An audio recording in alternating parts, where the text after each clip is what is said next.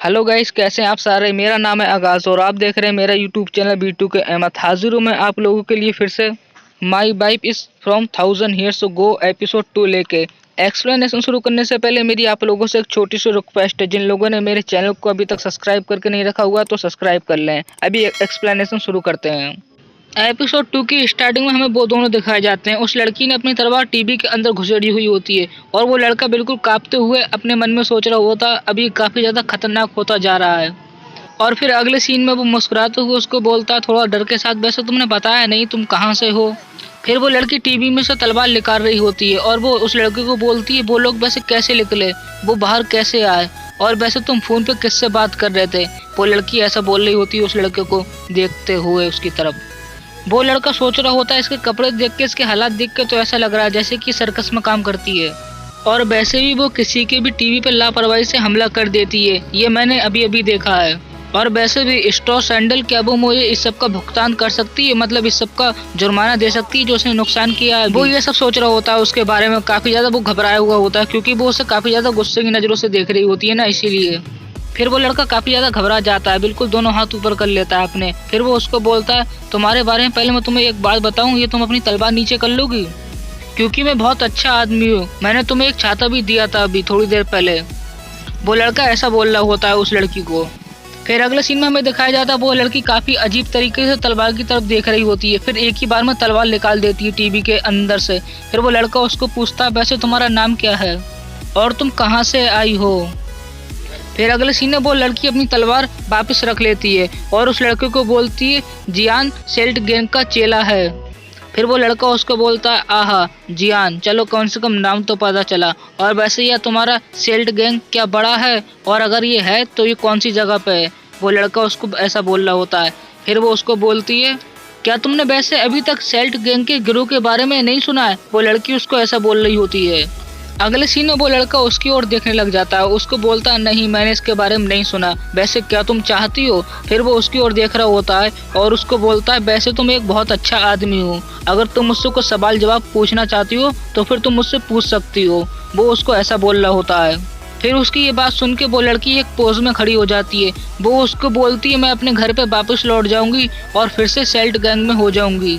ये बात बोलने के बाद वो लड़की अजीब फेस बना लेती है, थोड़ा सा सैड सा। फिर वो लड़का उसको बोलता है वैसे ये बेगाम उसका पास का ही पड़ोसी रोड है और वैसे ये जियांग सिटी का योंगपोंग जिला है, और वैसे तुम क्या जियांग सिटी के बारे में जानती हो। वो लड़का उसको ऐसा बोल रहा होता है। वो लड़की उसको कोई जवाब नहीं दे रही होती, मुंह लटका के खड़ी होती है। अगले सीन में वो लड़का अपना सिर खुजाने लग जाता है और उसको बोलता है। फिर वो लड़का उसको बोलता है वैसे ऐसा तो हो नहीं सकता कि तुम पुराने जमाने की बंदी हो, लेकिन मैं तुमसे पूछ सकता हूँ सम्राट कौन है। वो लड़का ऐसा पूछ रहा होता है उसको बिल्कुल सिर खुजाते हुए। फिर वो लड़की उसको बोलती है ओ मैजेस्टी, मतलब महामीन। फिर वो लड़का उसको बोलता है हाँ उसकी मैजेस्टी कौन है। तभी वो बोलती है उसकी मैजेस्टी उसकी मैजेस्टी उसकी मैजेस्टी है। वो उसकी ये बात सुनने के बाद अजीब सा मुंह बना लेता है और उसको बोलता है वैसे तुम मुझे ये बताओ, एक सवाल का जवाब दो, तुम कौन से साल से हो। फिर अगले सीन में उस लड़की को दिखाया जाता है जो कि अभी उस लड़के ने कहा होता है, उस लड़की की समझ में नहीं आया होता है। फिर वो उसको बोलती है वैसे ये क्या केन का 16वां साल नहीं है। वो लड़की उसको ऐसा बोल रही होती है। फिर वो लड़का अपने मन में अजीब सी शक्ल बना के बोल रहा होता है ये लड़की, मेरे कहने का मतलब ये सुपर लड़की क्या मेरे साथ मजाक कर रही है। तभी वो अपना फोन निकालता है और उसको बोलता है बस बहुत हुआ, प्लीज तुम मुझे 1 सेकंड दो। वो लड़का उसको ऐसे बोल रहा होता है क्योंकि उसका बहुत पारा चढ़ चुका होता है। फिर वो अपना फोन निकाल के उसमें नंबर ढूंढने लग जाता है। वो लड़का अपने सिर पकड़ के बोलता है टांग जुआन जोंग, क्या वो ठीक है, क्योंकि ये नाम उसका डैड के बाद लिया गया था। वो लड़का ऐसा कुछ बोल रहा होता है, उस लड़की कुछ समझ में नहीं आ रहा होता है। वो लड़की उसे अजीब नजरों से देख रही होती है खड़ी होके। फिर अगले सीन में वो लड़का उस लड़की से कुछ लोगों के नाम पूछता है और फिर उसको पूछता है क्या तुम उन लोगों के बारे में जानती हो। उस लड़की को कुछ समझ में नहीं आ रहा होता है ये आखिर कर क्या रहा है। वो चुपचाप वहां पर अपनी तलवार के साथ खड़ी होती है, अजीब सा मुंह बना के उसकी ओर देख रही होती है। अगले सीन में वो लड़की उसके पास आ जाती है और उसको काफी खुश होकर बोलती है वैसे तुम क्या उसको जानते हो और वो अभी कहाँ है।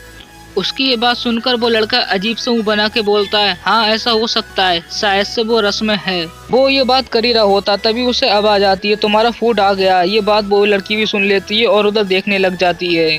तभी वो लड़की अपनी तलवार निकाल लेती है। फिर वो बोलती है ये कौन है वैसे, ये आवाज किसकी है। वो लड़का पीछे बेचारा घबरा रहा होता है। वो बोलता है उसको रुक जाओ, तुम रुक जाओ, लेकिन वो तलवार निकाल के काफी ज्यादा गुस्से में खड़ी होती है। वो लड़का फिर दरवाजे के पास पहले ही चला जाता है और उसको झटपटाते हुए बोलता है मैंने उनसे फूड खरीदा है, मतलब मैंने उनसे खाना खरीदा है, वो कोई बुरे आदमी नहीं है, चलो अभी शांत हो जाओ और थोड़ी पीछे हो जाओ ताकि वो तुम्हें ना देख पाए। वो लड़का ऐसा बोल रहा होता है उस लड़की को। फिर वो लड़की अपनी तलवार अंदर रख के बोलती है क्या ये नौकर है। वो बोलता है नहीं, ये सिर्फ यहाँ पर खाना देने के लिए आते हैं। फिर वो आदमी बोलता है हेलो, ये रहा आपका टिफिन, मतलब खाना, और वो उसको दे देता है। वो लड़की काफी अजीब नजरों से देख रही होती है और बोलती है टेक आउट। उसकी कुछ समझ में नहीं आ रहा होता अभी भी आखिर ये है क्या। फिर वो लड़का अपना खाने का सामान उसकी ओर करके बोलता है क्या तुम्हें भूख लग रही है, मेरे साथ खाना खाना चाहोगी। फिर अगले सीन में हमें दिखाया जाता है वो दोनों अजीब तरीके से खड़े होते हैं। वो लड़की उसको बोलती है नहीं, और वैसे तुम्हारा शुक्रिया पूछने के लिए। और फिर वो लड़का वहां से चला जाता है, बल्कि वो लड़की उसको अभी भी देख रही होती है वहां पर खड़ी होकर। फिर तभी वो लड़का पीछे से मुड़ के देखता है। वो लड़की उसको बोलती है वैसे तुमने सारे लोगों ने बाल क्यों काट के रखे हैं अपने, क्या ये इसलिए तुम बाहर हो। तभी वो लड़का बोलता है नहीं, मेरा मतलब रुको। फिर अगले सीन में वो लड़की उसको बोलती है अजीब सा मुंह बना के जब मैं 1 घंटा पहले यहाँ पर पहुंची मैंने एक साइड में देखा 1 घंटा पहले। वो लड़का अजीब सा मुंह बना के बोलता है इसने क्या कहा 1 घंटा पहले। वो लड़का ऐसा सोच रहा होता है अपने मन में। फिर अगले सीन में हमें दिखाया जाता है वो लड़की काफी ज्यादा गुस्से में लोगों को पीट रही होती है और कहती है बारिश बहुत तेज की हो रही थी और वो तलवार खींचने में ज्यादा झिझकती नहीं है। वो अपने बारे में ऐसा उस लड़के को बोल रही होती है। वो लड़का अपने मन में सोच रहा होता है चलो इत्तेफाक से कुछ गलत तो नहीं हुआ, सब सही रहा। फिर अगले सीन में हमें दिखाया जाता है फिर अगले सीन में वो लड़का बर्गर खाते हुए बोलता है उसको वैसे तुम्हें किसी ने देखा तो नहीं, मैंने सही कहा ना। वो लड़की उसको फिर बोलती है हाँ मुझे किसी ने नहीं देखा क्योंकि अंधेरा होने की वजह से मैं इधर उधर भटक रही थी बस। वो लड़की उसको ऐसा बोल रही होती है।